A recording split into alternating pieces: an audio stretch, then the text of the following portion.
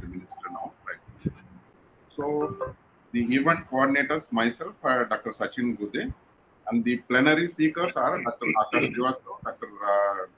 T. Rajgopal, and the panelists, Dr. Atul Vaidya, he is our director, Niri Nagpur, Dr. Kalpana Barua, Dr. Naresh Kumar, Director COEH and MMC, Dr. Kaushik Chakravati, and Dr. Sadanand Sontag. So, with this, I now request our director to give his opening remarks. Good morning to all. I am Atul Vaidya, Director CSI NERI. On behalf of CSI NERI, I welcome you all dignitaries, all speakers, panelists, and all colleagues who are joined online to this iConnect program, which is actually today's theme is climate change and its impact on human health. As you are aware that Ministry of Science and Technology and Ministry of Earth Sciences, they have launched this program of iConnect. The idea of iConnect, everybody knows, is that it's a kind of connection or it's connect between academia, research institutions, and industry and the implementing agencies. And the whole idea is to foster India for Atmanirbharta. The whole idea is that. And therefore, there are many themes into this iConnect event. You are all aware of that. I will not repeat. But then environment is also a major issue into that.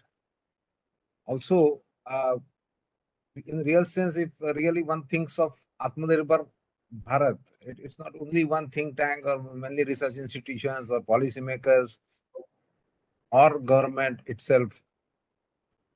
It has to be a combined effort from all aspects, from all stakeholders, including industry, implementing agencies, people, and basically one has to understand each other's requirements, needs, and the shortfalls, or where you can complement each other. Rather than pointing out the flaws into the complementary systems, we have to see how best we can work together and come out with the decisions which will really help the nation in big way. And therefore, this program is very good. Connect means connect from all angles. It can be only on. It should not only on technical matters, but the idea is to connect from all angles so that we develop our personalities and knowing each other and resolving the issues which are basically theme-oriented issues. And therefore, I really welcome such decisions, and I am already ready to participate. NERI is participating in many themes, and I am happy about that. Now, today's theme, climate change and its impact on human health. As a well-discussed theme because climate change has been discussed in last 20-25 years. And NERI and myself, we are part of many of the climate change issues, including inventories of greenhouse gases, adaptability, and all those things, predictions. What really worrying everybody about climate change is the thing, resources and everything is there. But basically, this is the specific today's topic. Climate change is essentially going to have impact on human health. It is because there will be a lot of variation, like precipitation increasing in some areas and number of rainy days getting reduced, increase in temperature, and 1 degree temperature rise may not be very effective for a city, but when 1 degree rise in global temperature means a lot for all flora, fauna, and for all climatic things. So we are likely to encounter many problems related to health. Maybe pandemic is one of the indications which we had recently. And probably climate change would have many more impacts on human health. And this needs to be discussed. And some parts can be well predicted, some parts are to be anticipated. And therefore, there is a lot of churning is required, brainstorming is required for this particular purpose. Because the impacts of climate change itself, physical impacts, like temperature, precipitation, this and that, they are also predictions at this stage. Of course, very close predictions. And therefore, we have to predict what is going to be the future impact on human health, what kind of pandemics we are going to face, what kind of health issues we are going to face. And especially in tropical countries, like day before there was a lecture which shows that in tropical region of whole earth, it is 7 to 8% of total area of the earth. Whereas almost 80% of the population resides in these 323 or maybe the 30 latitudes. And therefore, issues like subtropical and cold countries are going to face climate change issues. We are going to face climate change issues as well.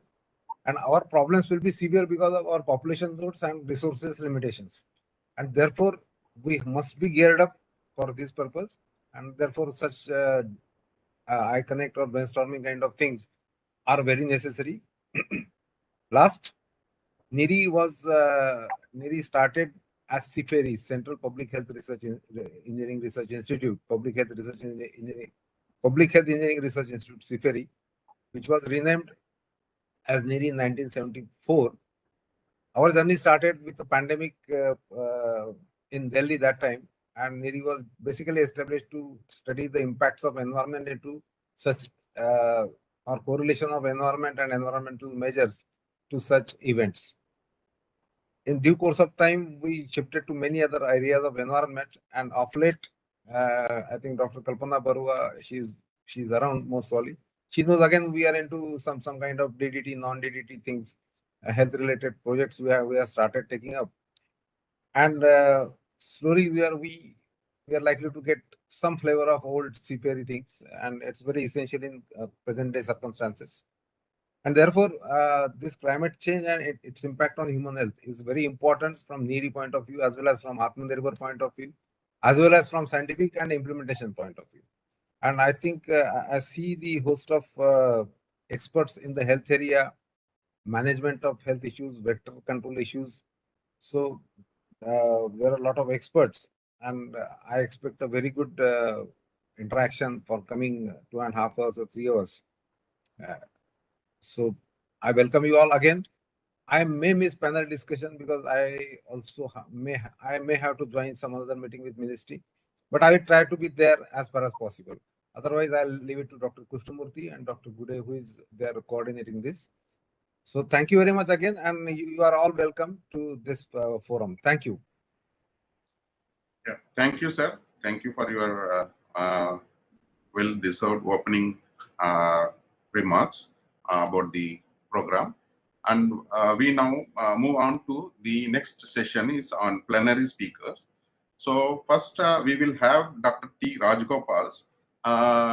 Is going to talk about public health impact of climate change, and is an independent director of HDFC Ergo General Insurance Company Limited, and he was formerly Vice President Global Medical and Occupational Health Unilever, and he was also CEO of Breach Candy Hospital Trust, Mumbai, and was a former independent director of Apollo Hospitals Enterprises Limited. So with this, I now request Ms. Palak to play the video of Dr. Rajagopal's speech, please.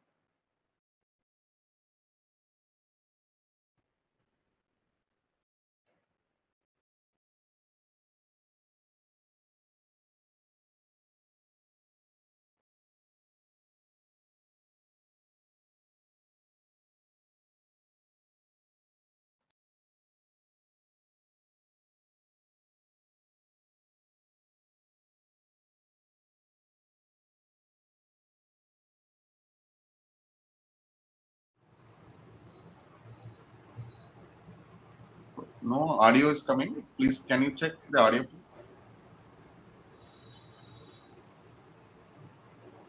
Palak, yeah, I can play from my side now. My computer is up. So if audio issues are there, then I can play from my side.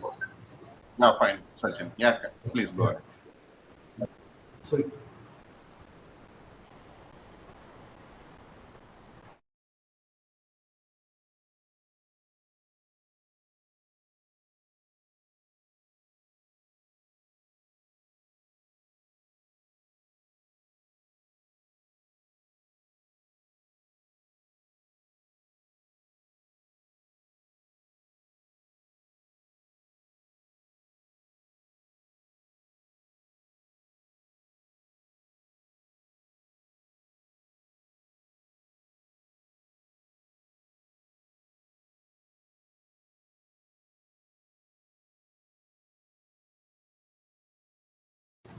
can you see the screen?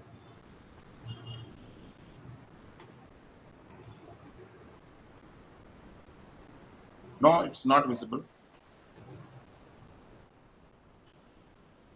Yeah, now Okay. your screen is popping up. I don't Good day, everyone.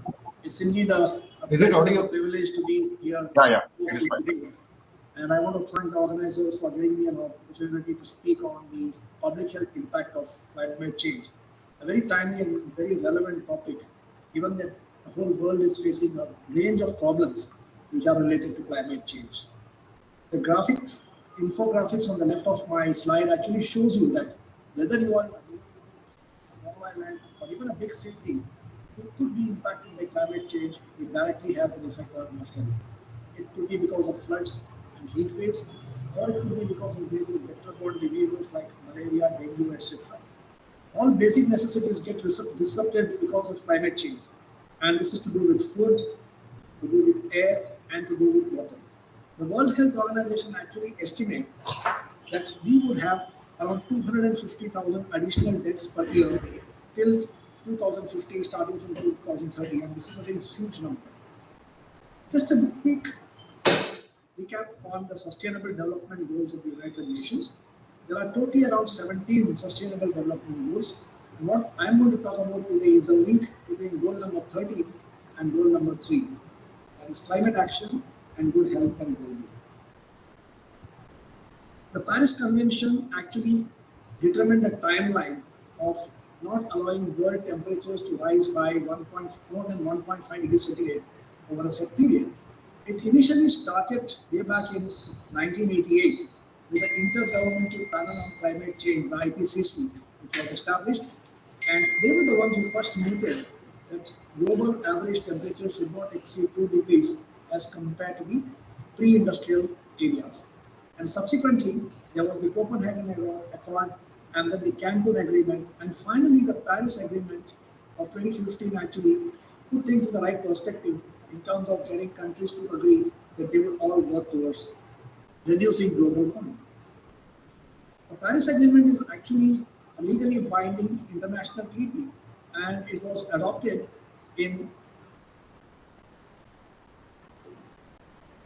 by around 196 parties in 2015. Its goal is to limit the global warming to 2 degrees, preferably to less than 1.5 degrees Celsius compared to pre-industrial levels, and countries submit their plan as far as this is concerned.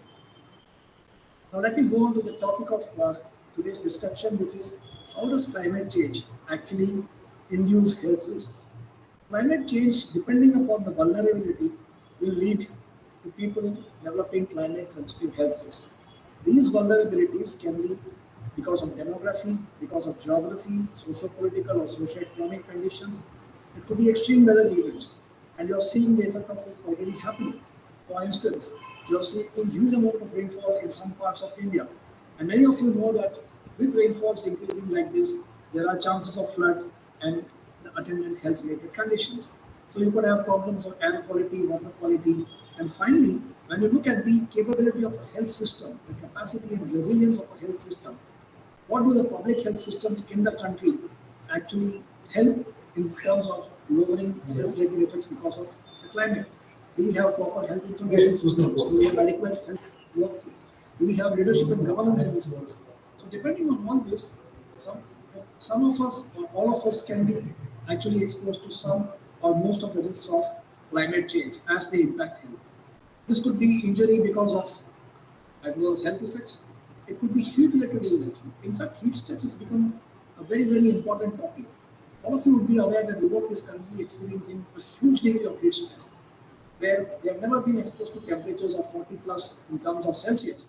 And sometimes this can lead to grave conditions. For example, people can have heat stroke. As I go on, I'll also talk to you about what other conditions can happen because of heat stress. There could be respiratory illness, asthma or allergies, and the entire lot of health outcomes as seen in this slide, including mental ill health effects. And finally, of course, like I told you, health facilities and the systems are very important in terms of taking care of this. Now look at climate change. What does it impact? It can impact and cause rising temperatures. It can cause extreme weathers. It can cause the sea levels to rise, and it can cause an increase in carbon dioxide level. Each one of these effect further impacts in terms of either a severe weather or an extreme heat, air pollution, vector changes, water and food quality impacts, and environmental degradation. And the outer matrix of this chart actually tells you where does it lead as far as health effects are concerned. It could cause injuries or fatalities or mental health impacts. It could lead to asthma or cardiovascular disease because of air pollution. It could lead to malaria, dengue, encephalitis, and all the other viral diseases, respiratory allergies, and asthma. I spoke to you about heavy rainfalls causing various waterborne diseases. This could be cholera, leptospirosis, which has become very common when people start wading through floodlit waters, and harmful algae blooms, malnutrition and diarrhea disease, and again mental health impacts. All these are the effects of climate change. A study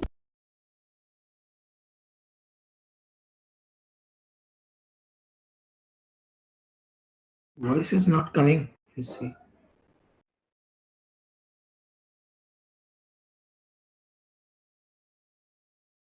Can you just check voice is muted?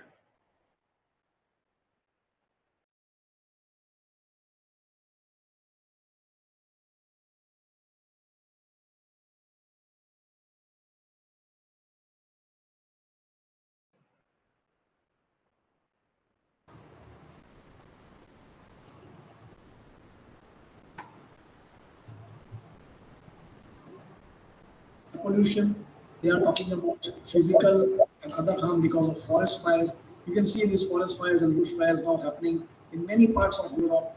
America, of course, has been very famous for these fires happening from time to time. The other conditions which they talk about are anxiety, depression, and other health-related conditions. I must here mention to you that even under normal circumstances, we do not acknowledge the full problem of mental well-being, either in this country or even elsewhere. It is believed that roughly 1 in 4 adults will have some sort of a mental illness. It could be anxiety, it could be stress, it could be depression, and climate change only aggravates it. Then you could have physical issues in terms of storms, including hurricane and floods, poverty because of the fact that there's a hardship because of climate changes, and there are resulting health problems. Then there are so many other things which are mentioned here. But the key things again are, I told you about heat-related illness. It is now well established that heat-related illness can cause a series of health problems. They are now known to cause cardiovascular conditions. They are known to cause renal issues, especially when somebody gets dehydrated. The body develops kidney stones, and kidney stones is the first sign that somebody is experiencing the heat or the heat stress effect. Kidneys are very sensitive as far as heat is concerned.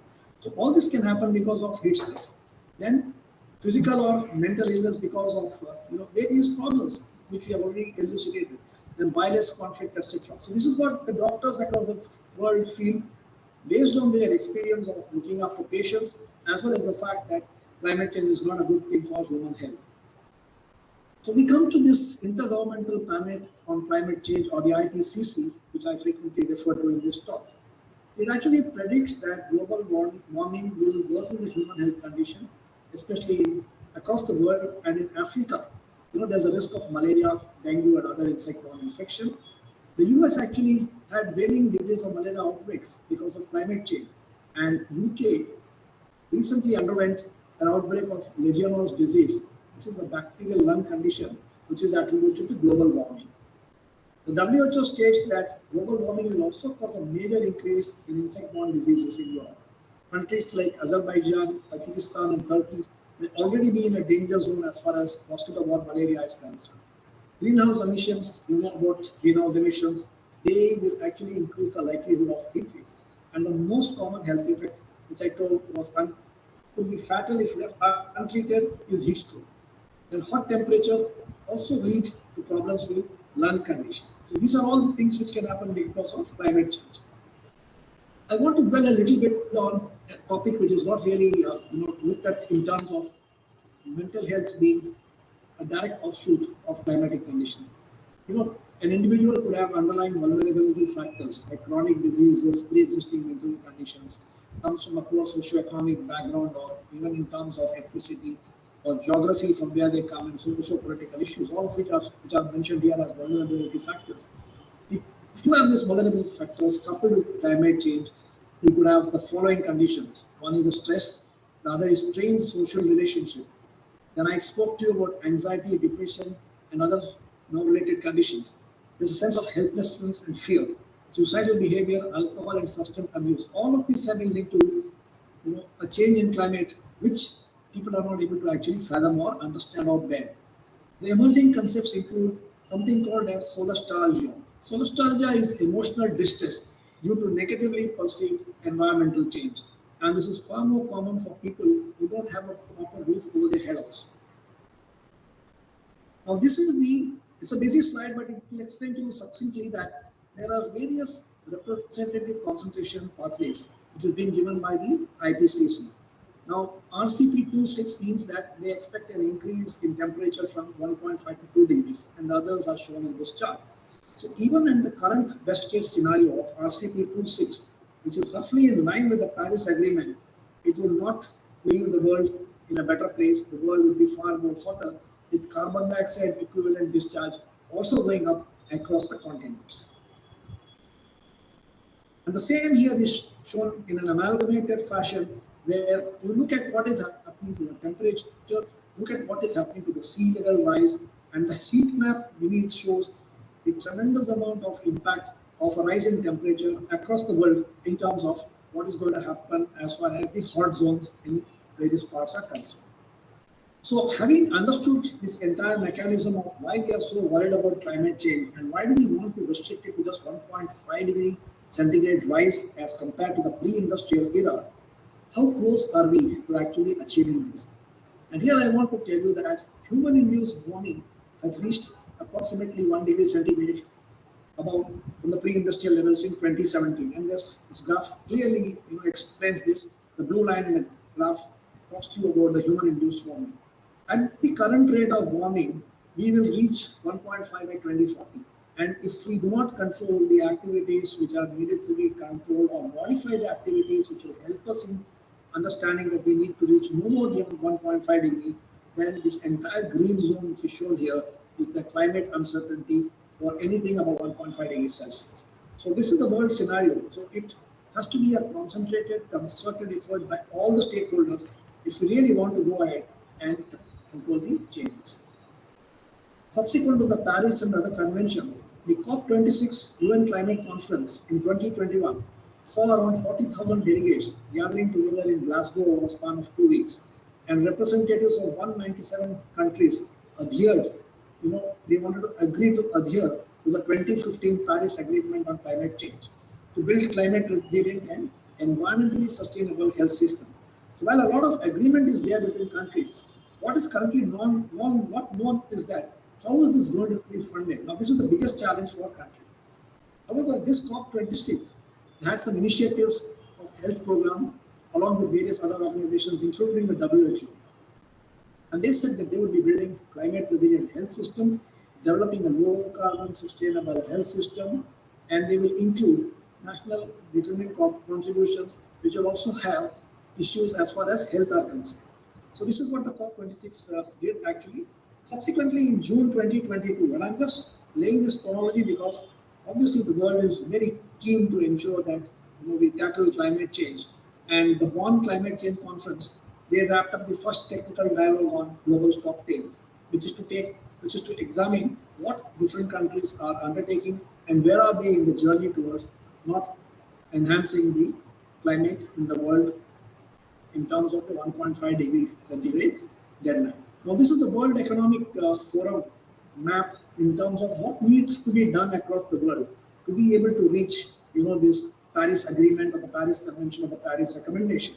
So they talk about various aspects like in 2021, we should not have any new unabated coal plants. In 2025, no new sales of fossil fuel boilers. In 2030, they want to ensure that almost 60% of the global sale of cars are all electric. And they want to also ensure that phase out unabated coal. These are all, of course, tough challenges as far as developing economies are concerned, like India, etc. By 2035, they want that all the heavy truck sales, 50% of them should be, electric. No new internal combustion engine car sales, and overall net zero emissions in advanced economies from electricity. By 2040, they want to look at existing buildings to be retrofitted to ensure that we are ready for zero carbon, and the other ones are given here, including for 2050, what needs to be done. So this is a very, very tough challenge.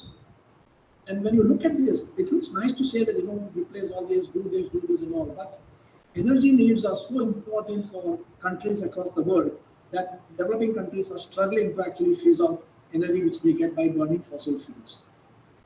Where are we in India as far as this goal is concerned? Despite all the things which are happening, which we are seeing in terms of our efforts, the fact is still that we need to step up, our production of electricity through non-fossil fuel means. And this chart actually tells you that by 2050, what is going to be the major contributor as far as our energy system are concerned? You will still see that coal plays a huge part. Oil is actually coming down. Natural gas still plays a huge part, and hydrogen is slowly starting to make its way in terms of clean energy. Similarly, if you look at how the emissions are being reduced or taken care of as far as India is concerned, we're doing fairly well in terms of ensuring that the emissions are coming down, but mining still remains to be a problem in terms of not coming down as fast as one would actually want. But like I said, you have to balance the country's needs, the requirements, and the development of the country as well as its people in terms of how do you actually phase this out without harming the economy and without harming the poor people. And finally, what I wanted to actually share with you was that there was an excellent article on globalization, climate change, and human health, where the role of health sector is also very important, and that was actually shown in this chart. What is to be done in terms of mitigation, which is primary prevention, or preparedness and adaptation, which is secondary prevention. So there needs to be a health impact assessment, limiting the carbon footprint related to the healthcare system. On the right side, you see all the strategies for doing this. The key thing is to include physicians and other healthcare workers in terms of reviewing all the health effects because of climate change and controlling them. In adaptation to lessen the health risk, we can provide adequate healthcare facilities and services, anticipate necessary research capacity, reinforce, educate, and engage in broader collaboration with other sectors. So this actually was the recommendation in terms of what we can do as healthcare professionals to reduce the impact of climate change on health. In terms of preparing this presentation to you, I had taken extensive and liberal references from the World Health Organization, the World Economic Forum, the IPCC, as well as theory from India. And I will try and see if I can actually end my talk with a video. So just bear with me while I see if I can,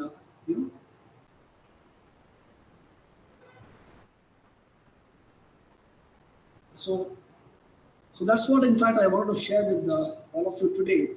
All of us have got a significant role to play in terms of our own contribution to ensure that we take the right steps to prevent the drastic climate changes which are happening, and thereby ensure that we all have a healthy and productive lives. So I would just like to conclude by stating this, and I would now request the organizers to play a short video from the IPCC, which actually summarizes what is being done in this entire space of mitigating the health effects or mitigating the effects of climate change. Thank you so much for your patient hearing.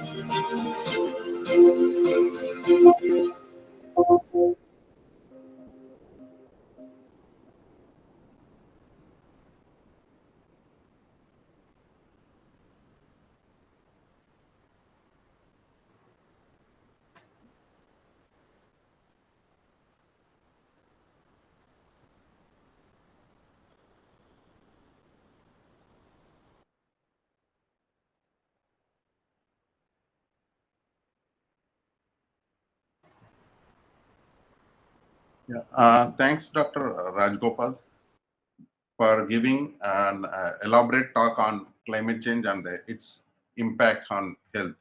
Like he has talked about the carbon emission to the pulmonary and as well as mental health aspects. So in a narrative way. So really thank you, sir, for giving an elaborate talk. Now we move on to the next speaker in the plenary speakers list, Dr. Akash Srivastav. So he is additional director and head Center for Environmental Health and Occupational Health, Climate Change and Health National Program on Climate Change and Human Health, and from NCDC, New Delhi. And his talk is going to give a talk on preparedness of health sector to climate change impact, like perspectives from national program on climate change and human health. So may I ask Dr. Akash Srivastav to start his presentation, please.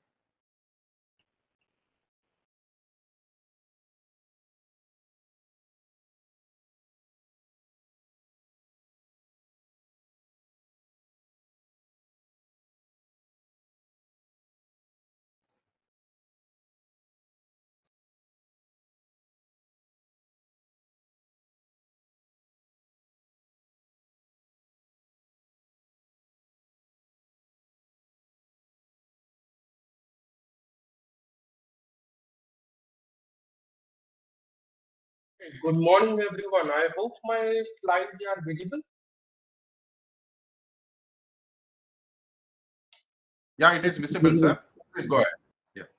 Okay, so at the outset, I would like to thank the organizers for providing me an opportunity to address the topic that they have suggested and for organizing this iConnect program as a whole, which probably will be very useful for people who work in this area of climate change to come together. And I, in particular, would be very much interested because there are very few organizations who actually work on the area of climate change and health.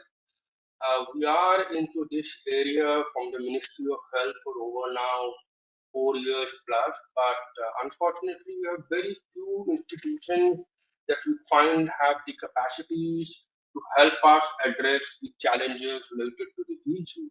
So I'm very hopeful that after the ICANN Act, we will have organizations getting together and uh, working out collaborations in areas that are relevant. So let me start with the presentation. I'll be speaking about the preparedness of health sector on climate change impact and in specific the perspective of the national program on climate change and human health. A lot on the area of how climate change impacts health has been spoken in an elaborate manner by the previous speaker. So my presentation would probably only address the action that as of now are being done, and then seek areas where other partners are invited to provide support to these issues through collaboration with the program. So where exactly we come from, there is a Prime Minister's Council of Climate Change in this country, which somewhere in 2008 and 9 had started with 8 missions in place. And those 8 missions were addressing specific areas that are relevant to climate change in context of mitigation. Somewhere in 2014-15, a proposal came about as there is no mission to address the health impacts of climate change, and the council proposed that there should be a health mission. And that's how this entire thing came in place. There was a health mission under the Prime Minister's Council on Climate Change to start with. A national action plan on climate change and human health had to be drafted, which was actually the action plan for the health mission or the vision plan for the health mission. And once that action plan was in place, it was important to understand as to how will the activities proposed under this action plan be implemented or delivered in the country. Since the Ministry of Health and Family Welfare was the nodal ministry which was entrusted the responsibility to implement health mission, it decided to create a national health program under the NHM umbrella. Now, NHM umbrella is a very nice funding mechanism developed by the union government and state government for the purpose of health programs, where there is a sort of a fund sharing mechanism. So there is identifies together both the state government and the union government of what are the activities that needs to be done, and then a proportion of the cost of that is provided by the central government, and a remaining proportion of that is provided by the state government. And every year there is a PIP process in which both central and state governments come together at the ministry building at New Delhi, and then they have a deliberations about how was the performance of the previous year go, and what are their plans for the next year, what budget do they propose for the activities under the listed programs. And the central government also helps in providing guidelines and technical support to the state government in implementation of those acts. So under the similar concept and the NHM umbrella, a national program on climate change and human health was approved by the mission steering group of NHM in the February 2019, and that led to initiative that now both central and state governments will share funds and deliver on the activities that was envisioned under the National Action Plan on Climate Change and Human Health. So the goal overall of this program is to reduce morbidity, mortality, injuries, and health vulnerability to climate variability and extreme weather. Now, this is a slide which was been shown by the previous speaker as well. I'm not going to speak much on them, but why is this slide relevant is because it also tells which are the areas that this program chose to deliver on. Now, they say that there is certain direct impacts of climate change on human health and certain indirect impacts. So that direct impact would be something like the extreme heat, because there is an increase in the global temperature everywhere. You are experiencing extreme heat. We experienced that. Probably the March of 2022 was the hottest March in the history of IMD in India, and also similarly April observed a lot of heat wave days. And you can right now see that the Europe is experiencing 40+ degree temperatures, which it has never experienced in their previous life. So extreme heat would be considered one of the important direct impacts, and it leads to certain very life-threatening conditions such as heat stroke, and eventually deaths happen not only because of heat stroke, but also because of other precipitation of other chronic conditions, in specific the cardiovascular failure. And the studies have shown in India itself, for example, in Ahmedabad, in 2010, in the city of Ahmedabad, when there was a very extreme heat condition, in the month of May, when the temperature went scored very high, there were 800 excess total deaths in a period of just 1 week. And that's what shows that if someone will not address that issue, we will not be able to understand what number of people are dying every year in an area because of heat needs to be addressed. The another direct impact is extreme weather events. So that's what some people call disasters and could also be called as extreme weather events. Now, addressing extreme weather events have multifaceted requirements.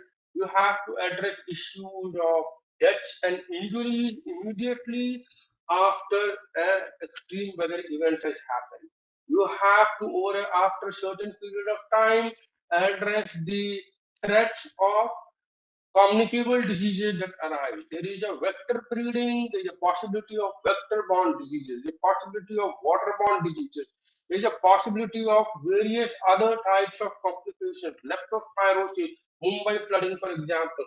So extreme weather events have a lot of impacts which have to be addressed. Now, in this country, there is a National Disaster Management Authority which have representatives at the state and the district level in the name of State Disaster Management Authorities and the District Disaster Management Authority. That authority has the responsibility of addressing intersectoral coordination in context of addressing issues of disasters and extreme weather events. But what probably now is required, considering the increase in the frequency of the number of extreme weather events in this country, in the last few years, there is hardly any time when you do not hear news about floods or cyclones or extreme weather events happening. This year itself, even before the monsoon might have started, Assam already was experiencing floods. And then we had, while Assam may have been used to the flood, but this was an unprecedented situation for Assam this year. Similarly, many other states eventually experienced floods this year. And the strange part is, while the country is experiencing floods on one side, states like Bihar were experiencing drought this year at the same time. So that's how it's a very valid situation for the country. You have both floods and drought coming up in different part of the country at the same point of time. The health systems needs to gear up, and the program therefore envisioned that as it has a network right up to the state and the district level health department will try to address these extreme weather events through this program. The next important area is air pollution. All of those who are sitting in Delhi would know how Delhi and NCR states in last few years have had very bad conditions of degradation of air quality indices. And that's also true for many of the states that are situated on the Gangetic belt, and not to say about the rural population exposed to household air pollution. So all of these conditions leading to almost 1.7 million deaths every year, as seen by indirect computations done by various agencies, suggest that it's high time that the country works on these areas in a systematic manner. And then, of course, the indirect impacts, I say, the change in vector ecology leading to vector-borne diseases, the zoonotic diseases happening because of change in the land use, and we trying to encroach upon the areas where wild animals would be would have been habitating earlier. So those leads to change and shift in the host and resulting in new zoonotic diseases happening. The flora are changing. There is a problems of pollen-related allergies leading to respiratory allergies and asthma. Water quality changes. You have areas related to not only water issues related not only to water scarcity, but also in the quality of water.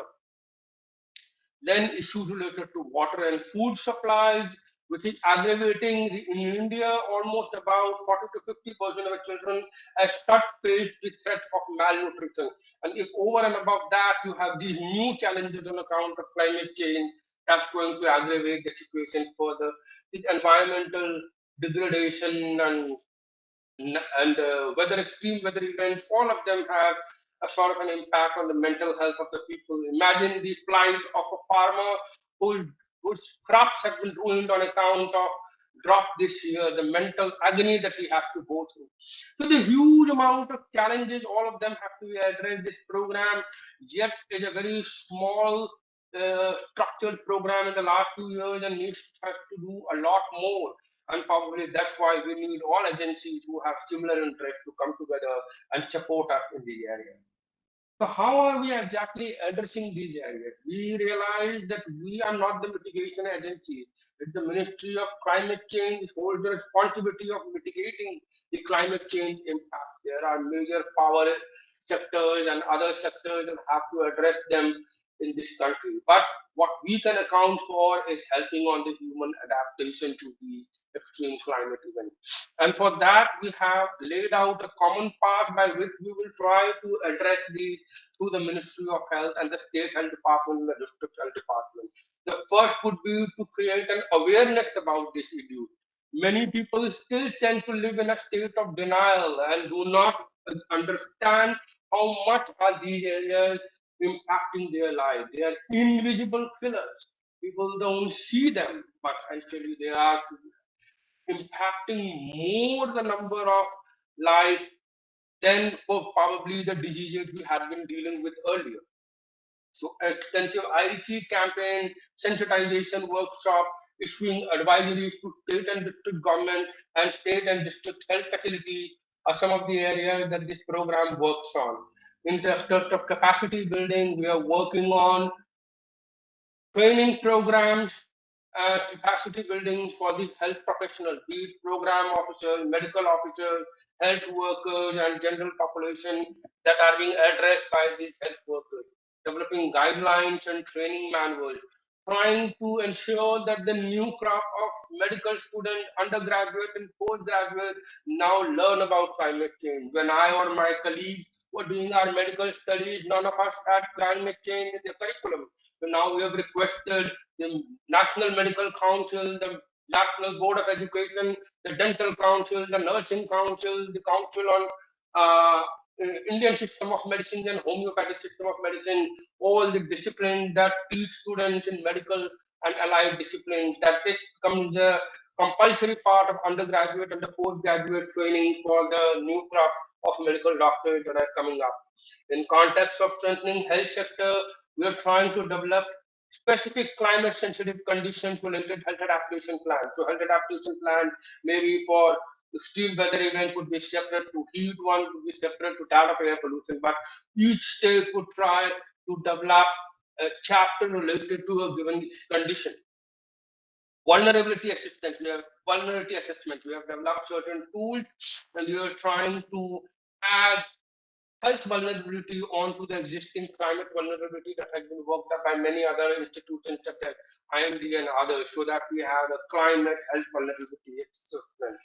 Then surveillance probably already existed for some of the conditions. We already have in this country a surveillance for vector-borne diseases, for waterborne diseases, maybe, but the problem is that there are no surveillance for new conditions. We do not have surveillance for heat related illnesses, for air pollution related illnesses. So we started creating new surveillance systems related to these exposures. And for the conditions that already exist, like vector-borne diseases and waterborne diseases, their surveillance was going on, but they never integrated climate-related variables into their surveillance because that was never the priority at that point of time. So the program is trying to talk to those programs to ensure that they integrate climatic variables into their surveillance system. Developing early warning and alert system, that is one of the areas. The important news related to what is the air quality in the, when are the heat waves going to strike. Many such alerts are developed already in this country by organizations, but the idea is that it should reach the health sector on a timely manner and then through the health sector to the population in a timely manner so that people can make use of the early warning to prevent the situation.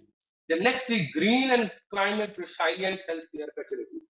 Now, green, someone in the previous discussions, we heard in the previous presentation about the net to zero goal of the country. Now, health sector in itself is also one of the contributors to carbon emissions. So, the importance is that this sector also becomes green in nature and environment friendly. So, we are trying to take initiatives of energy audit for our health sector, uh, trying to use renewable and alternate energy and independence in their own energy requirement by putting up solar panels in our health facilities, becoming independent in water requirement by putting up rainwater harvest in their own facilities, and other measures that might help in becoming green replacements of existing lights with LED lights and other measures. But the area is that as these activities are already undertaken by many other organizations and ministries, we always request them to come and support us in doing in these activities. So, because it is not an expertise which is very well understood by people who are from the medical profession.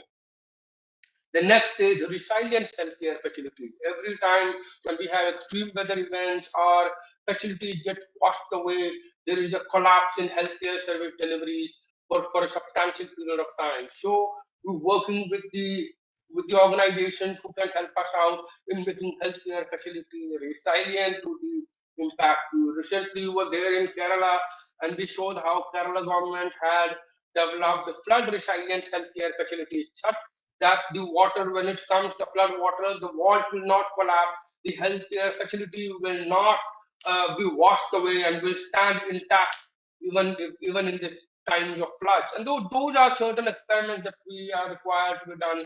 Assam has developed a boat system in which they have solar panel motored boats which work on its own at the time of the flood situation. So those are the areas we also require collaboration and support from other organizations who might be interested and have presence in states and districts. Okay, so none of this work can be done on its own alone. So it's important that we have an interministerial approach. We have a high-level committee of environment and health, co-chaired by the Secretary Health and Secretary Environment, Forest and Climate Change, where we, together with many other representatives of other ministries, discuss major areas where we can work together in issues of environmental health.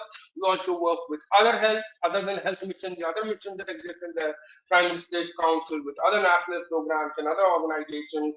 In context of research, we are primarily a service-related institution and a service-related program, and therefore research is not in our card, but we have made serious request to the Indian Council of Medical Research, which is the research organization for the Ministry of Health and Family Welfare, to constitute a research committee on climate change that can develop a research strategy for the country and invite proposals for what new evidence the country requires. And maybe, if possible, ICMR will be requested to develop a climate change division in their own institution. So this is how the organizational structure of our program looks like at the central level.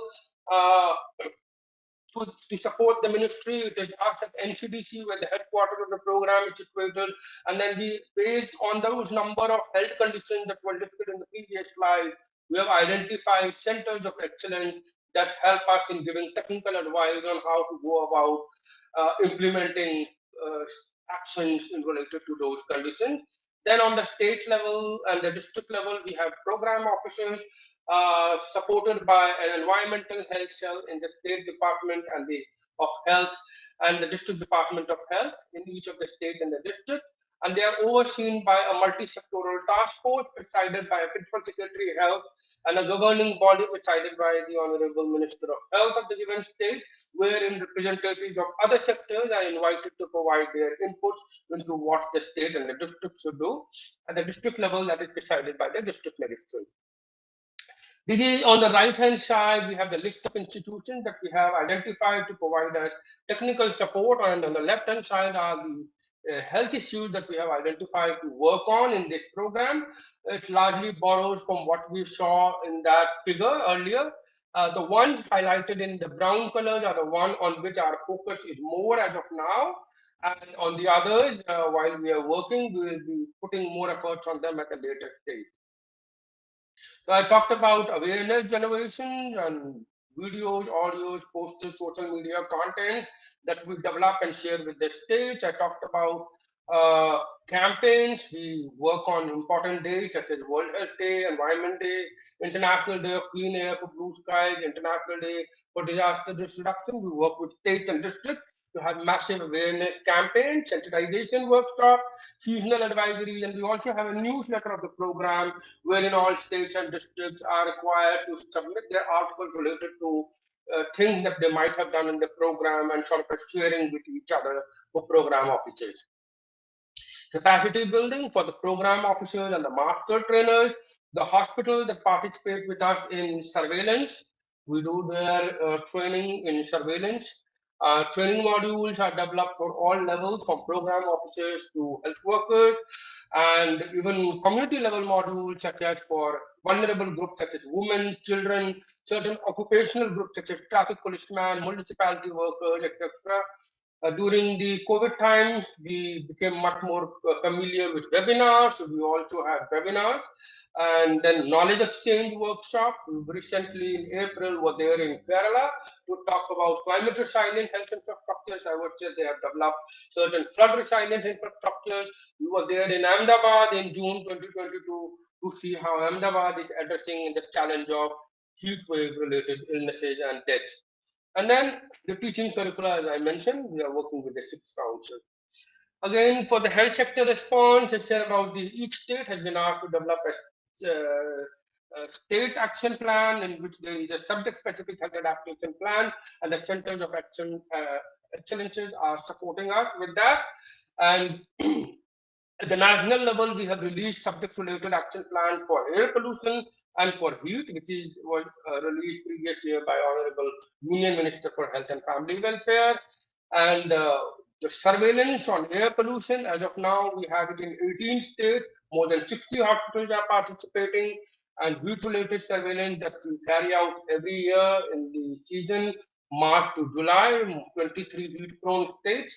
And we share the alerts with our district officers through website, through email listserv, and through WhatsApp groups.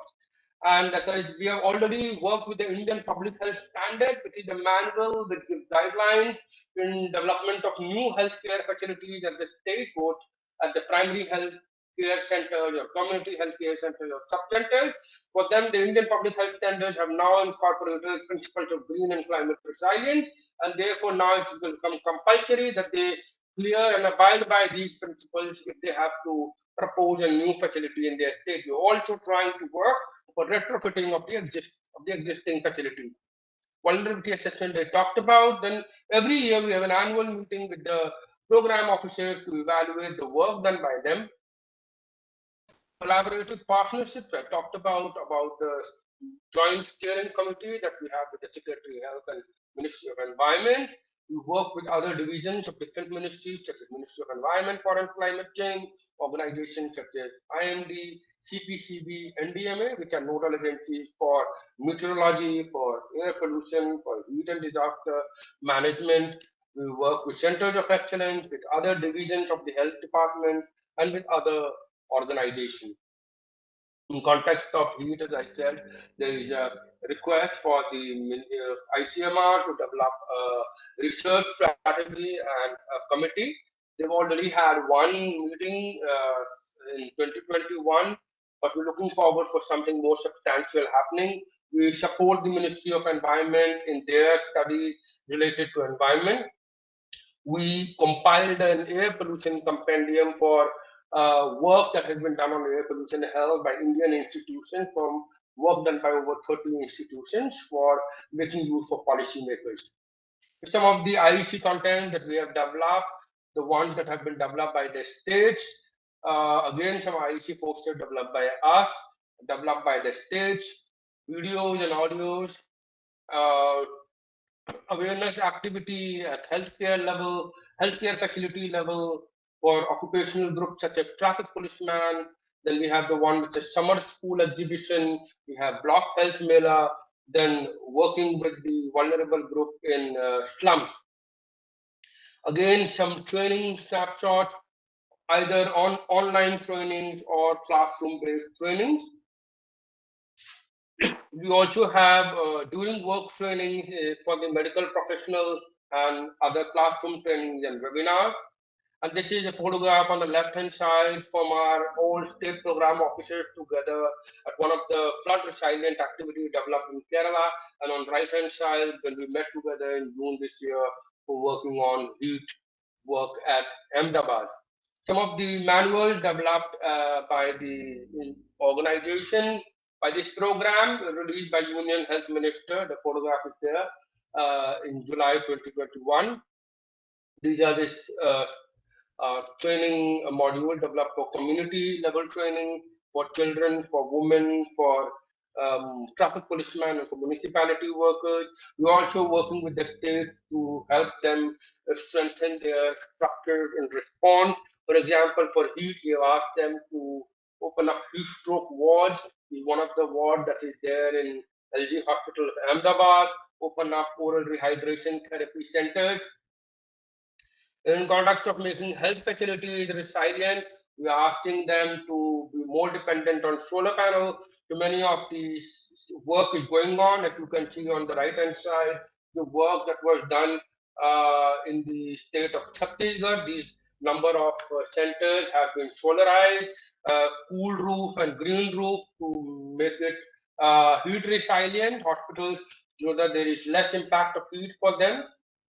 And cool roof, putting on plantations on the top of roof, tiling up the roof are some of the measures that have been taken to reduce the impact of heat on healthcare facilities and hospitals.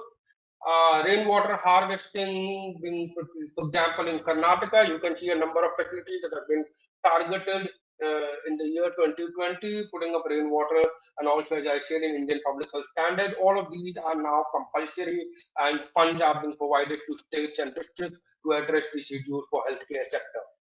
And gardens, gardens in healthcare facilities to provide more cooling effect in the health.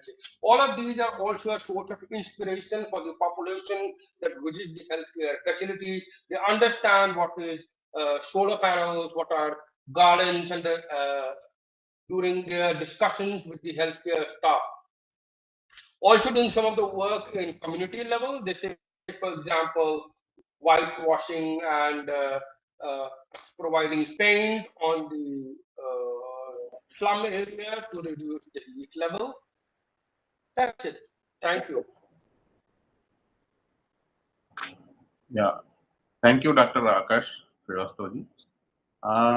With this, now we have completed the plenary speakers of 2 speakers. So both are medical professionals and working on different aspects. Dr. Akash Srivastava is working on the policy aspects, and Dr. Rajgopal sir is working on the management aspects on the various industries. And so, in fact, Dr. Srivastava has touched upon policy issues on climate change and health impacts, and also dealt on disaster response due to heat wave, where he addressed at Kerala some issues, and also the collaborative partnership possibilities with other departments and ministries, and R&D aspects on air pollution and human health effects. Then he also dealt on training programs organized at various places, including the Northeast area, and also at the last years dealt on mitigation measures in his speech. So now, since we have time, so we will open for the question answers or any suggestions from the audience.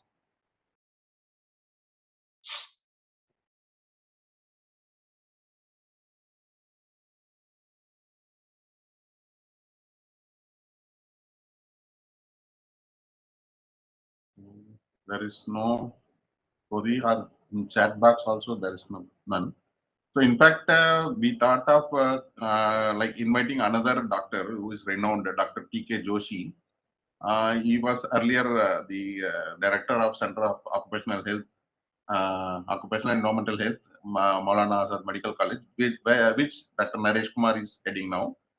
So he, because of his commitment with the ministry meeting, so he could not come. So otherwise, the three medical professionals having like groundwork on climate aspects, climate change and health impacts. So that would have been very nice. Anyway, so since there is no much questions about our suggestions on these two topics, now we may move on to the next session on the panel discussion. In the panel discussion, we have speakers like Dr. Atul Vaidya is unable to join now, but in between he may join. Then second is Dr. Kalpana Barua is a Pharma Additional Director, National Vector-Borne Diseases Control, NCBDC, in New Delhi. And third panelist is Dr. Naresh Kumar, whom I mentioned about. He's currently the Director of Center of Occupational and Environmental Health, Maulana Azad Medical College, New Delhi.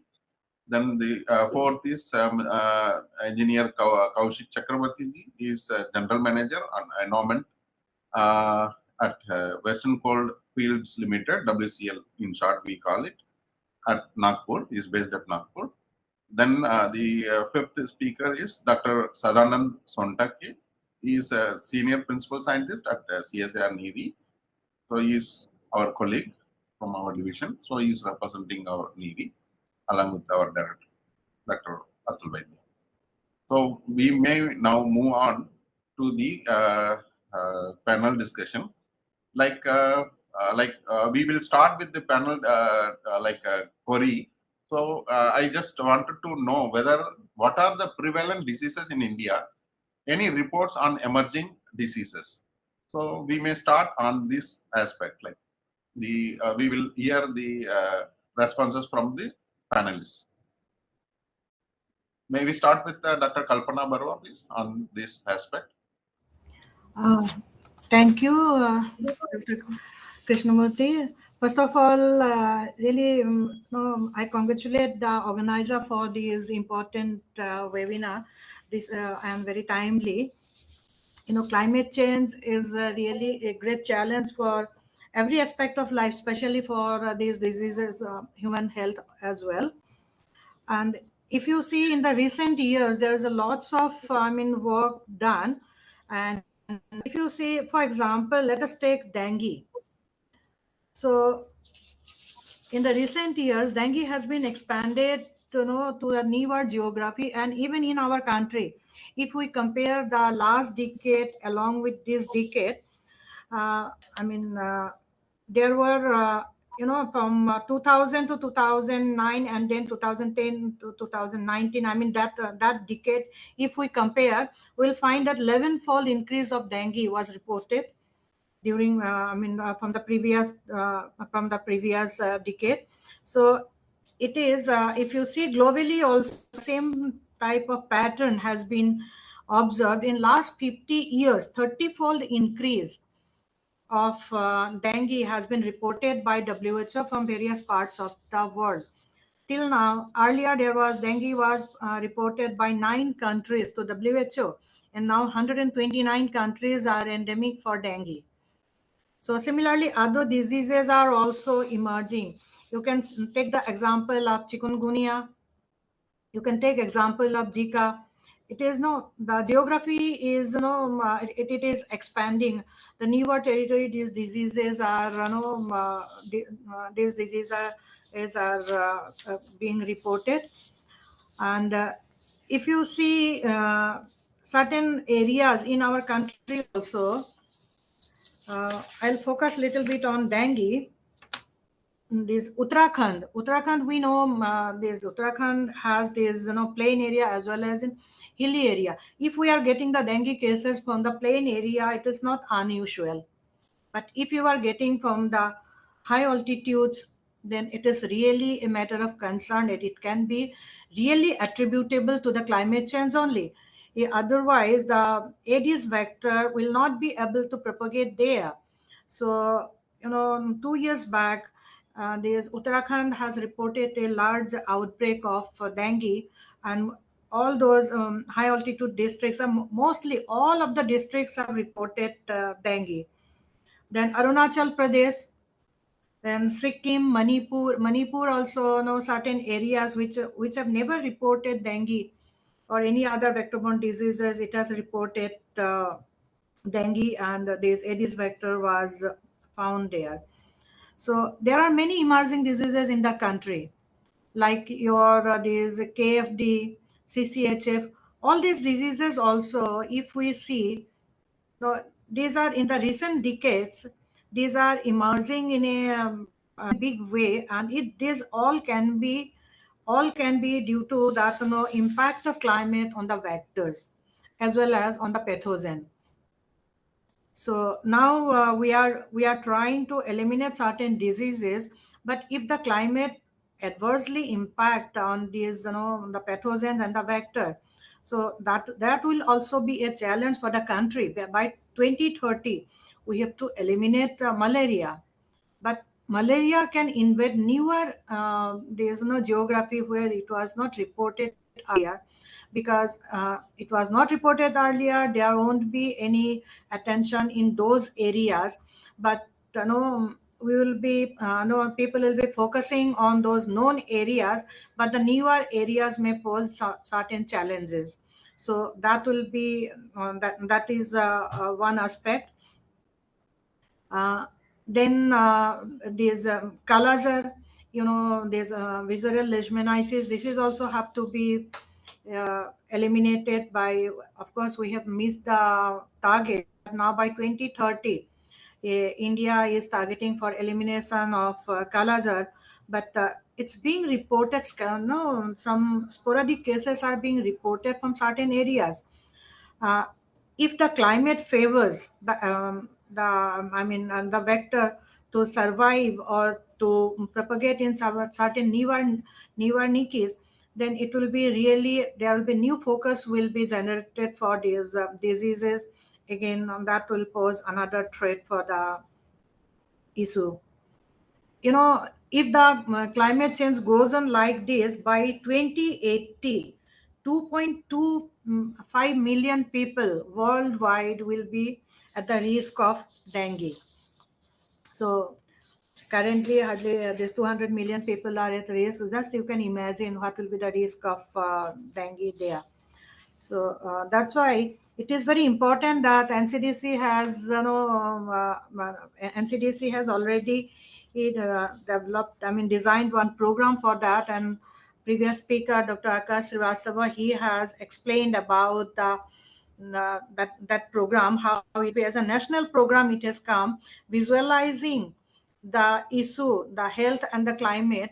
Government of India very timely has undertaken this matter, and on the program mode, these activities will be undertaken, so that if due to the climate change any vector-borne disease or waterborne disease in certain areas are emerging or re-emerging, it can be taken care of.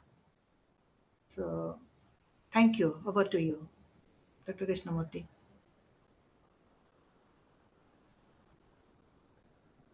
Your voice is not coming, probably mute. Thank you, madam, for your elaborate dengue and Kala-Azar. So we may move on to next speaker, Dr. Naresh Kumar, on this aspect. Prevalent diseases. It's not coming, probably mute. Good morning, everyone. First of all,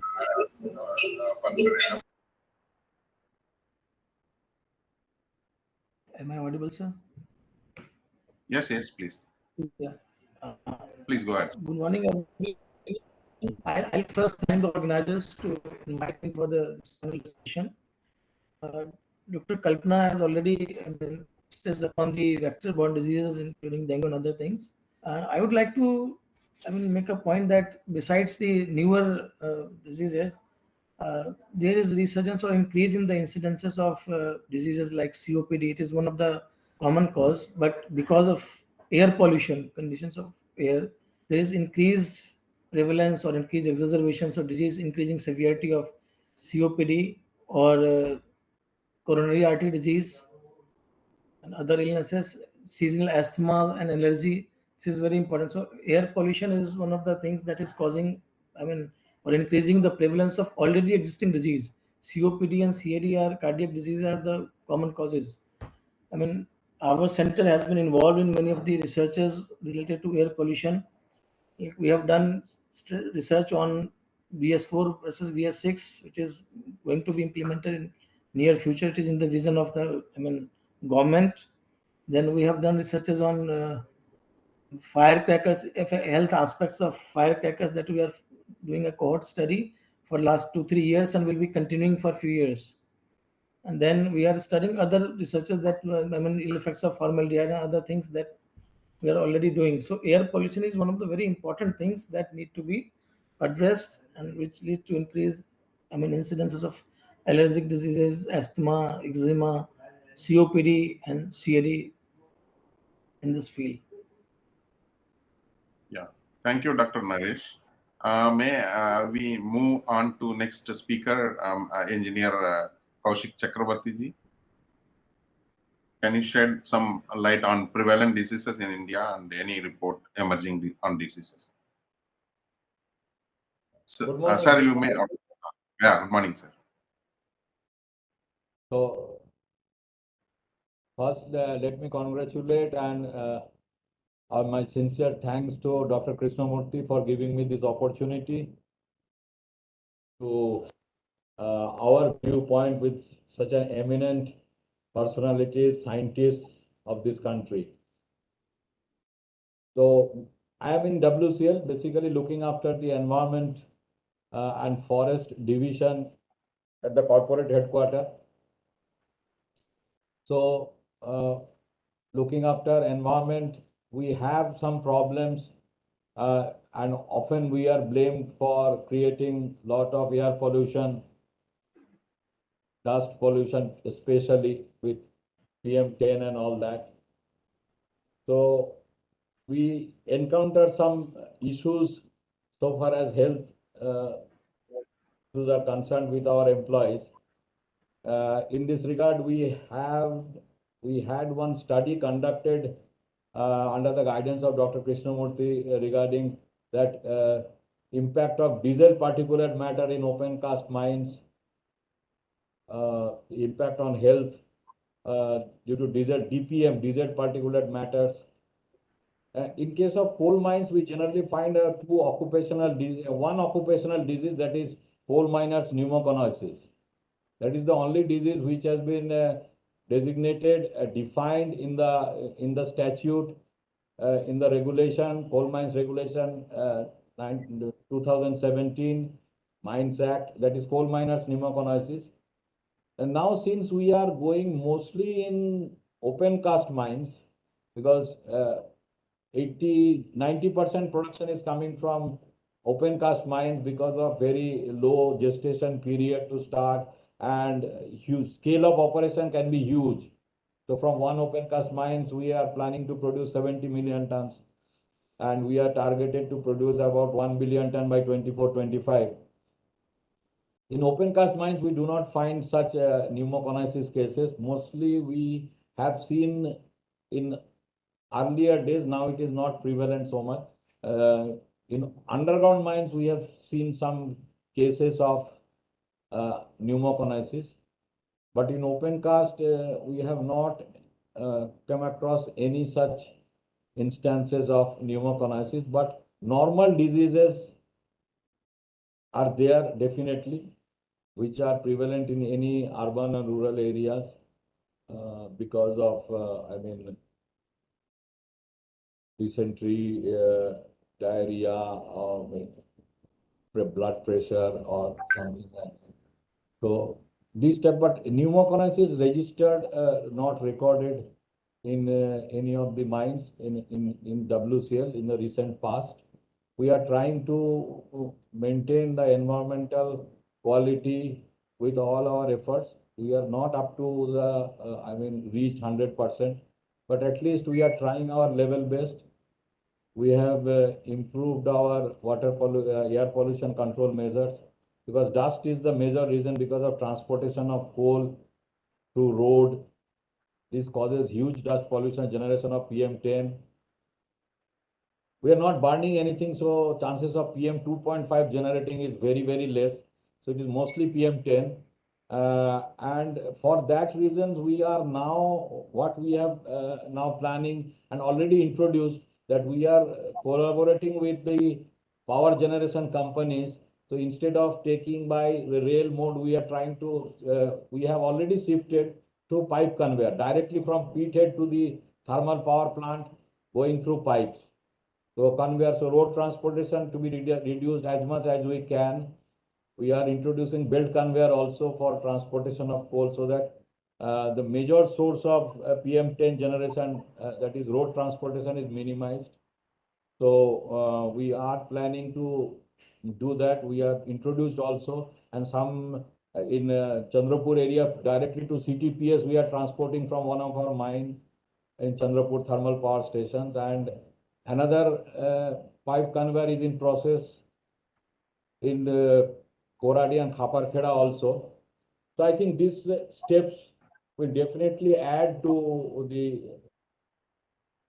concern that we are doing something for the society, and we are bound to do it, we should do it. So we are trying we are taking guidance from NIRI also, because Coal India has already entered an MOU with NIRI for assistance on environmental issues. So we hope that we will do much better and address the real causes. Thank you so much. Thank you, sir. Thank you, Engineer Kaushik, sir.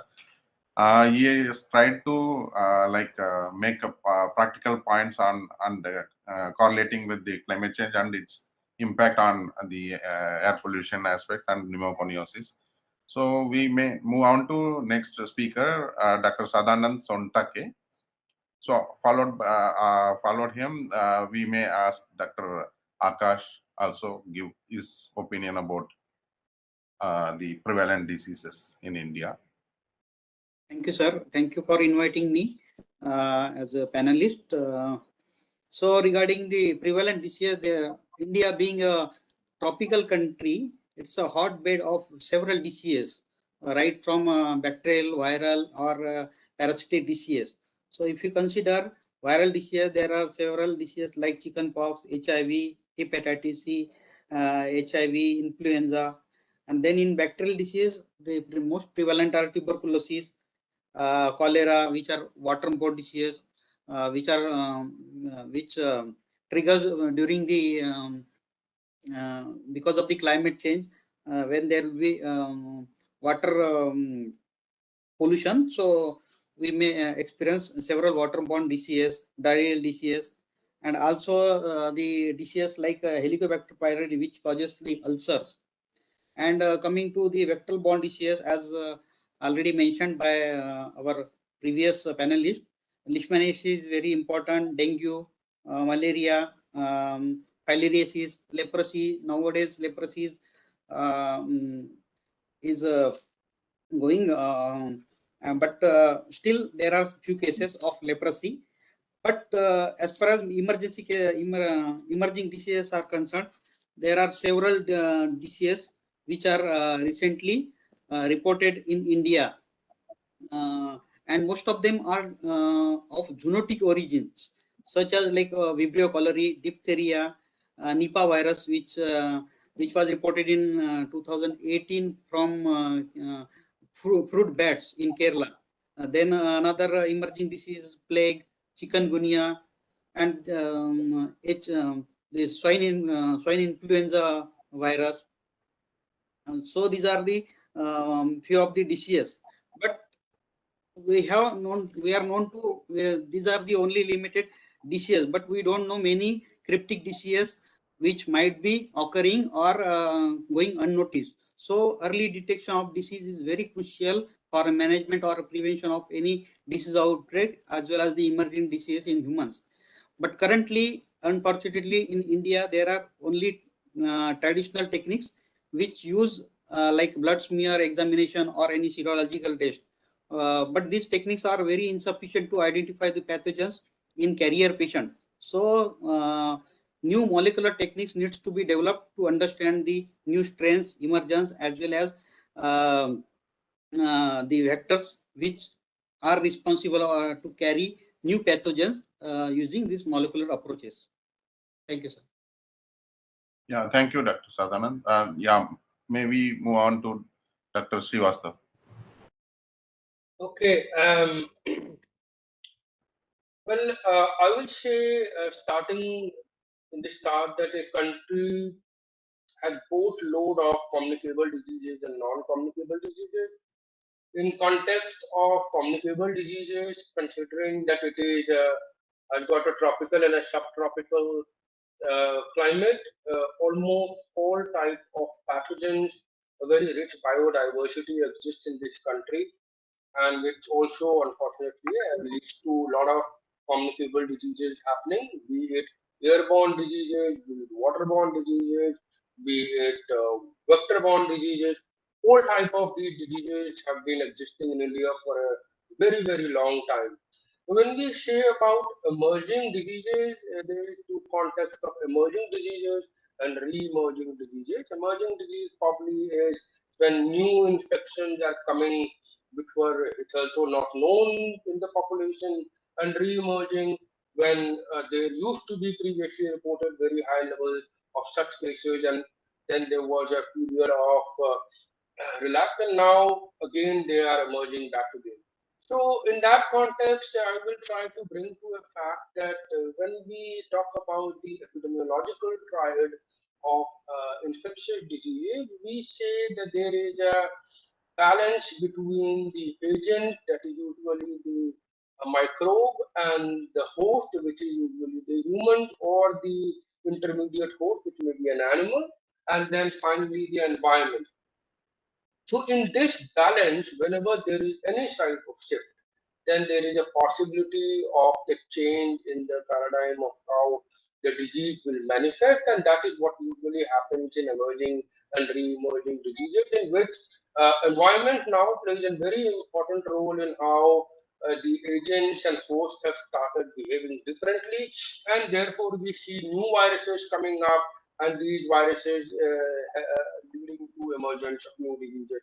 Largely, these are viral diseases, which you can be saying. Maybe some other microbes also are emerging, but largely it's viral diseases which are coming up. And for example, COVID was one of the diseases that we all experience across the globe. Also, in the context of non-communicable diseases, again, here the among the triad of agent, host, and environment, it is more of a play of the host and the environment.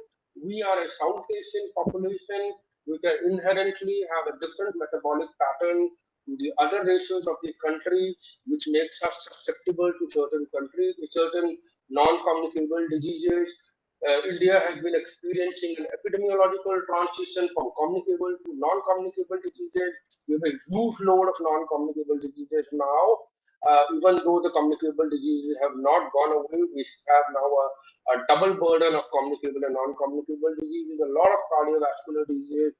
The country is slowly moving from a young population to an aging population, so those loads are there. And with the change in the environment, all of them get further exacerbated. So as we have speakers talking about, if your air is polluted, your water is polluted, your inherent ability to cope with these challenges of environment are not anymore there with you. If you have existing metabolic problems, cardiovascular problems, you are probably the one who will become more susceptible.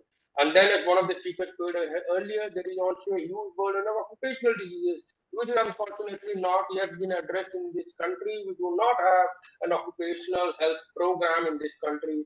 We are very hoping that if this program, which has come up as the name of National Program on Climate Change and Human Health, which will try to address the issues of occupational health diseases, not of the organized, but of the unorganized structure, which has yet not been addressed in this country.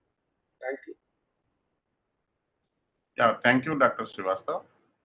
Now we may move on to the next topic. What is our national strategies for control and prevention of disease emergence, and are we prepared for the next pandemics? So we may start from Dr. Kalpana.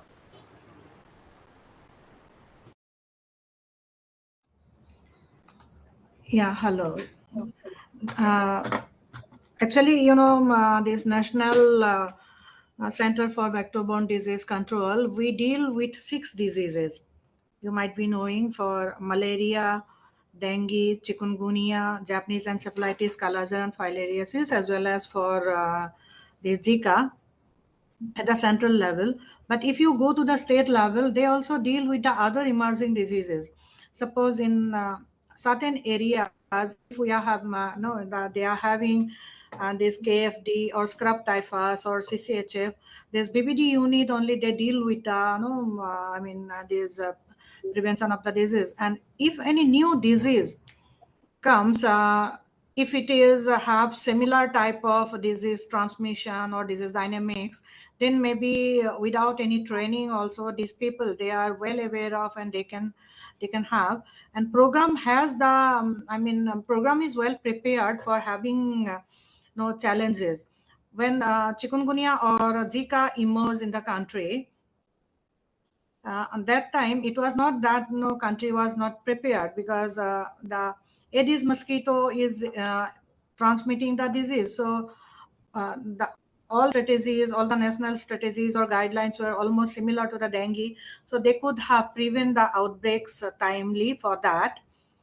And even some other diseases like NCDC has provided guideline for other diseases also, scrap typhus or these leptospira and all these diseases. So only there is a concern of the human resource. Otherwise, if you talk about guideline or national strategy, technical guidance, it is available. But implementation part is really a tough task, because in most of the states, if you see, this field level health worker, there is a huge vacancy, especially for vector-borne diseases, the vector control experts, the entomologists. The vacancy of entomologists is the biggest challenge for the country, and it has been taken up in various forums, but it has to be taken up by the states. So it is not at the central level, but whosoever is trying, if they are coming in their state PIP, we are trying to help the states. So our this zonal entomological unit, we are expanding, and we have expanded to a larger number currently. But that is even then, if the whatever we have now, that is also not sufficient for a country like India. At least we should have an entomologist every district, and if not at every district level, at least above 2-3 districts, one entomologist has to be there. Because these diseases are, the quantum of the disease burden is increasing, their frequency of outbreaks are increasing, newer pathogens are emerging, vector-borne diseases. So we really need to have a strong ground force, so that if we are having some diseases like some diseases which are not prevalent in our country, if it appears, so the workforce should be well trained and it should be well prepared to tackle those outbreaks timely, before this large scale morbidity or mortality occurs. Thank you. Over to you. Thank you, madam. So yeah, we may move on to Dr. Naresh Kumar. Yes. Recently, we have seen the things in COVID. The health sector is always at the forefront of any epidemic or pandemic. So the health sector is already in place. What we need is early awareness of the disease, what disease has come, and the ways to tackle this situation. So we all know the necessity is the mother of invention. So health sector is already there. We need support, timely awareness, timely information from the ministry and governing bodies, and the timely researches and the equipment and other medications during the pandemic. Like in COVID, we have tried many of the things as per the available literature whatsoever we had, and then we developed upon that, and then it kept on changing, like remdesivir, then vaccination and all that. The things were put in place in very short time. This is a matter to congratulate the government that it has done. We need to work together, phase out with the existing health work to support the health work, especially the manpower, because we are aware that manpower shortage is a problem everywhere. But during the pandemics, it becomes more evident, and we do need that. So basically, things are in place. We need timely collaborations for doing making awareness, doing research, finding out the ways in form of drugs, infrastructure, other things, and that will solve each problem. And I mean, we can deal with any situation given time to time. Thank you, Dr. Thank you. Naresh Kumar. Yeah, for the timely action is very much required. That is true. Yeah, we may move on to Dr. Sadanand Sontaki. Yes, sir. So in order to combat threats of climate change and also to mitigate the disease transmission, it is very important to monitor the prevalence of the disease. And with respect to climate change in various regions, because depending on the climatic variability, the disease prevalence differ. So it is very important to understand the dynamics of these extreme climatic events, and this can be addressed using various strategies like implementing, as already it is many as mentioned by the speakers. These strategies are being implemented all over India, but to many extent, uh, because of man force or different, because of some different situations, these are not being implemented. So there is a desperate need to carry out these periodic screening and monitoring is very much required, being because of this. Yeah. Okay. Okay, Dr. Sadanand, thank you. On the periodic prevalence aspect is more important with respect to the pandemics and the epidemics. Yeah. Thank you. We may move on to Dr. Akash on this aspect. He is from the policy, so he may shed more light on the national policies or strategies in prevention of disease. Yeah, please move on. Okay, so what I would say is that yes, in all the capacities that have been available with the health sector, the national sector, the state sectors, and the disease sectors have done what all that they can do to be prepared to take the challenge of any forthcoming impacts that might happen. But we need to also understand at the same time that agents, that agents in which I mean in context of microorganism, will always tend to evolve. They will always tend to come new and give new threats to us. What we as a country can do is to take care of the other two components of the epidemiological trial. That is, try to be a healthy population. If you do not have an underlying problem of comorbidities, the agents are unlikely to make severe impacts on you. We saw during the time of COVID, it was the people who had already existing comorbidities who actually were the ones who could not face that infection and probably died. So, if you are a healthy population as a whole, the agents are unlikely to cause severe damage to you. Second, make a healthy environment. If you do not have polluted air in your country, COVID damage will not be as bad as it would be if you have COVID pandemic and also have a highly polluted air in your city. So what we as a population can do is to make a long-term preparedness for having a healthy population and have a healthy environment. Then no matter what new agents keep on evolving, we will be less harmed. And probably one of the important things to ensure that is to have more allocation in the GDP for the health budget. We as of now usually have it around 1% of the GDP allocated to the health budget. It tends number of committees have given recommendation that that needs to go up to at least as high as 5% to sustain a healthy environment and a healthy population. So that is probably what we as policymakers need to try to get more allocation on the area related to health. However, COVID has opened up our eyes, and a number of new initiatives have been taken up, and I am glad to share with you that in the recent budget allocation, the government of India has made allocation to have NCDC-like institution, now in all the capital cities or at least important cities of each state of the country. Also to have such institution in certain metropolitan cities. So now the importance of public health work has been recognized by the government and funds have been sanctioned to establish this institution. Also, in context of workforce, the public health cadre is being raised now by many states, and something which was not previously been taken so much seriously has now started to be taken seriously. However, many more workforce, such as entomology, as Madam was saying, tends to still requires to be addressed.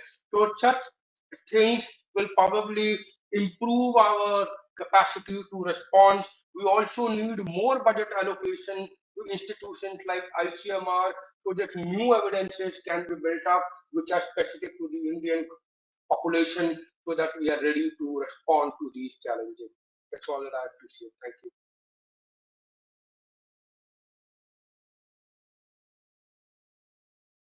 Sir, you are not audible. Maybe it is muted.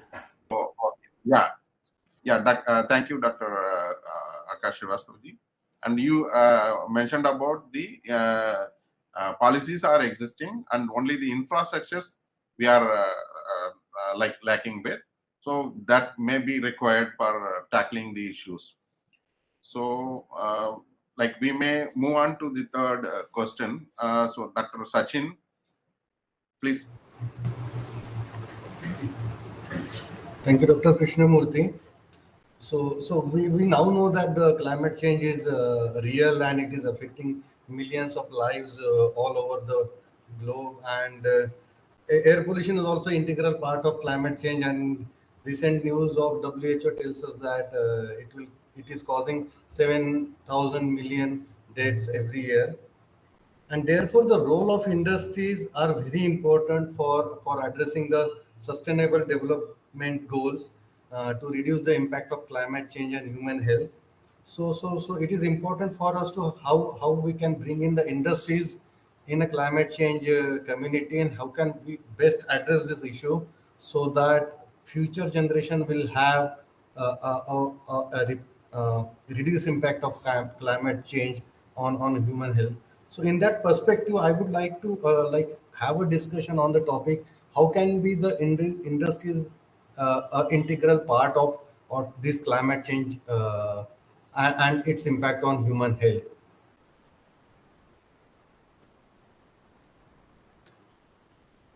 So this we may start with Dr. Naresh Kumar. Okay. Our center is involved in, few courses like AFIH, which is mandatory as per regulations by the authorities. We do it in collaboration with the labor ministry and the factory supervisors, the medical officers who are posted there. So we basically sensitize about their regulation and what are the things to be done. During the interactions, we have seen that the policies are in place, but like PPE kit and other things are there in the industries, but workers don't use it and nobody is bothered. Even the factory doctors are not allowed to go inside and where the workers work. So these are the few things that need to be looked after. One, we have to sensitize them. We have to make them aware what is required for their health and why it is, to be implemented. So one is at the level of awareness. Second is at the level of implementation, seriously implemented. Because whenever we visit their industries, they don't allow us after a certain level. Their doctors are not allowed. So this is the gap. Policies must be there, but there is gap in implementation which must be looked after to look after for the health of the workers working there And second, the training of the doctors as well as the workers. I don't know whether they are being trained in wearing PPE kit or not. They are just given, they are not trained. They found it cumbersome. They are not aware of the importance of the PPE kit and other, exposure mitigating, uh, ways. So that is one thing. Then in Delhi, you will see the majority of factories were supposed to be shifted, but we are afraid that there must be some factories also running in the, indoors of the city.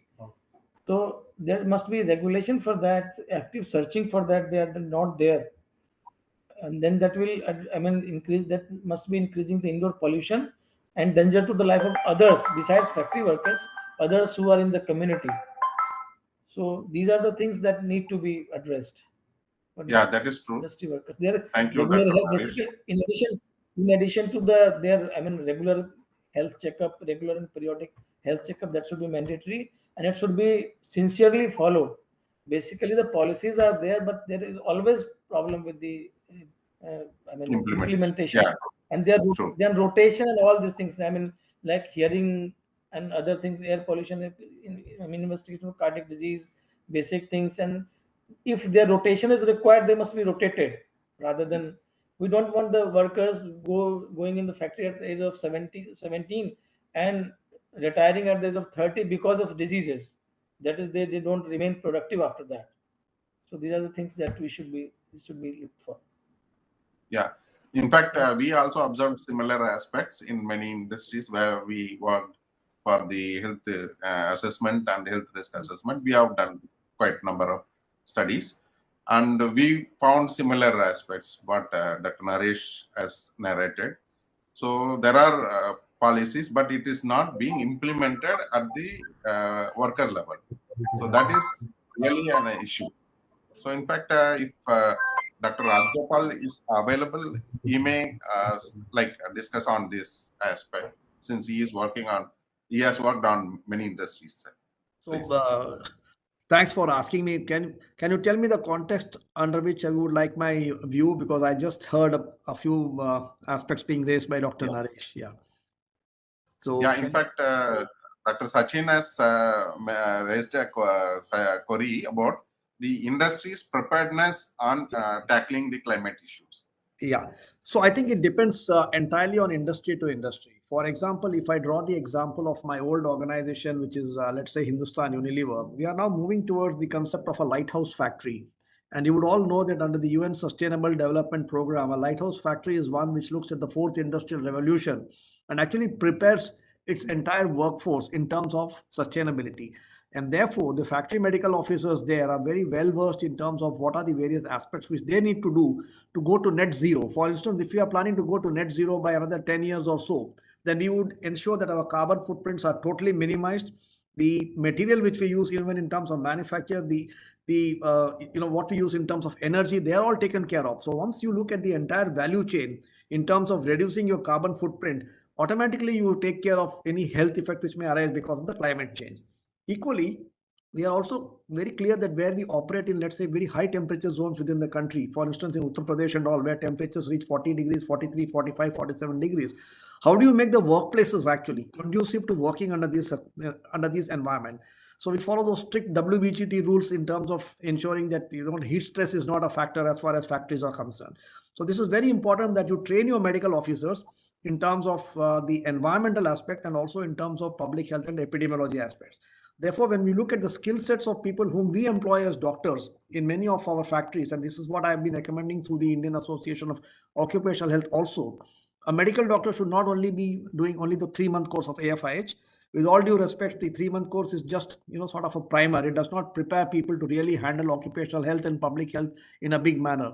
They should also be trained through online training, on-course training with mentors and seniors in the entire aspect of public health, epidemiology, ergonomics, and all these aspects. So only a concentrated effort will be able to ensure that our doctors are trained to look out for these things, and with the help of an enlightened management, you can address these issues. Yeah, thank you, sir. Thank you for shedding on the actual issues to be like managed or the effectively utilized by the industries. So that is true. So can we hear about these industry issues with Dr. since he is working on the policy aspects? Yeah, please.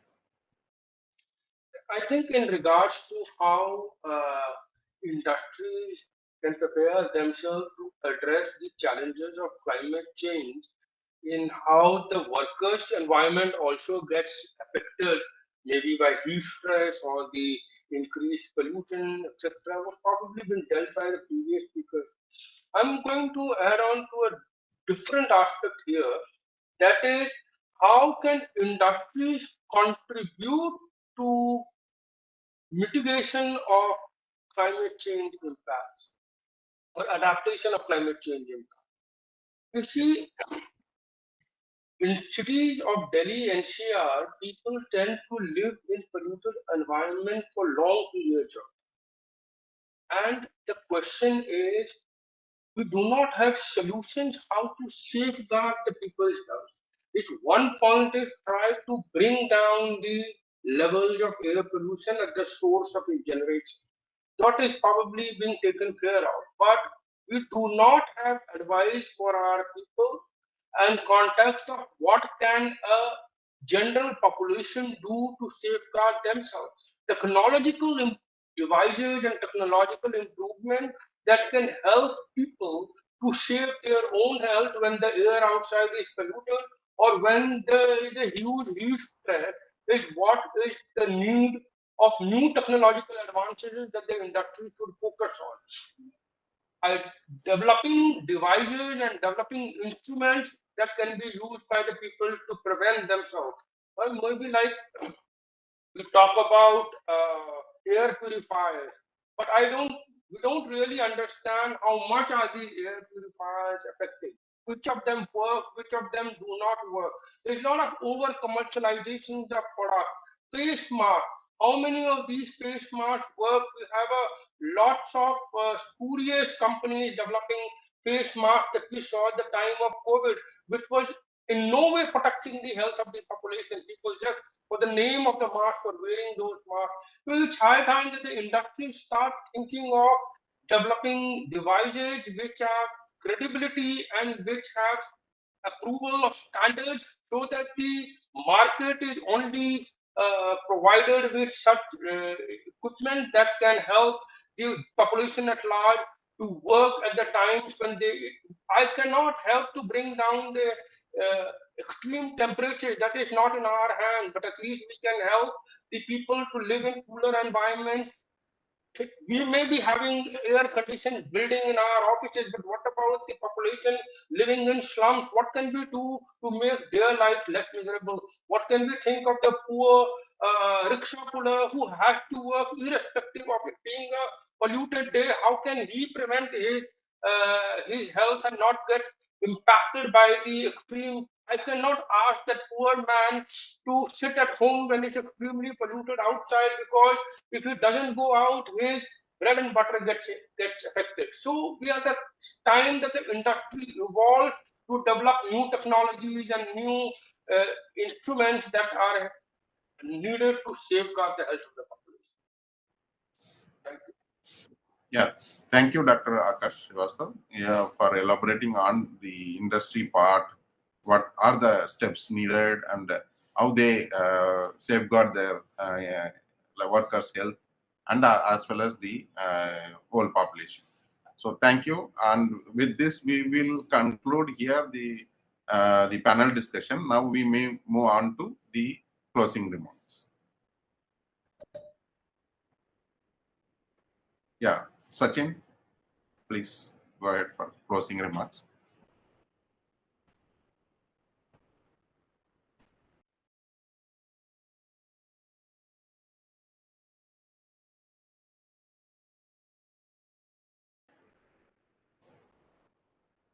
Voice is not coming. Perhaps you are mute. Yeah, Sachin, you are on mute. Yeah, so I think we have a very nice deliberations in this particular session, and and we have had a very nice talks early in the session, and then the points raised by different speakers in the panel discussion. I think this will be very helpful for us to frame out a certain kind of policies and to inform the government about the measures we have been talking about to take to reduce the impact of climate change on human health, and how can we rope in the industries so that the connect between industries and the scientists should further be improved. So overall, I think it is a very nice discussion, and the objectives of our Atmanirbhar Bharat uh, is one of the uh, things that we would like to bring into the decision and then in the report of this session. Thank you. Yeah, thank you. So, in fact, the speakers who are present here have spoken on the subject, that too the climate change and its impact on human health. So, how the climate change is impacting the human health and the mitigation measures and the preparedness. So, every aspect, as Dr. Sachin Gude was mentioning about. So this is a real issues to be pondered and acted upon. So in fact, we may make a white paper on this, and we may submit it to the ministry for their further course of action. So I sincerely thank all the speakers, right from our director, Dr. Atul Vaidya, Director Niri Nagpur, Dr. Gopal Iyengar, he could not make it because of his commitment in the ministry. Then Dr. T. Rajgopal, sir, he is independent director, SDFC, Ergo General Insurance. So he has lots of experience from the industries. So he has worked in many industries and as well as the banking sectors. Now he is giving his knowledge to the banking sectors.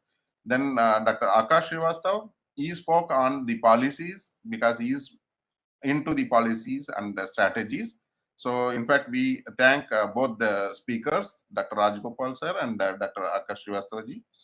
Then in the panel discussion, we missed our director, because of his commitment with the ministry meeting again. Then Dr. Kalpana Barua, she has spoken about the vector-borne diseases, where she's having more than 3 to 4 decades of experience, and she elaborated on the disease part, how it occurs, and what are the measures we need to take up. We really thank Dr. Kalpana Barua madam for giving her the insights.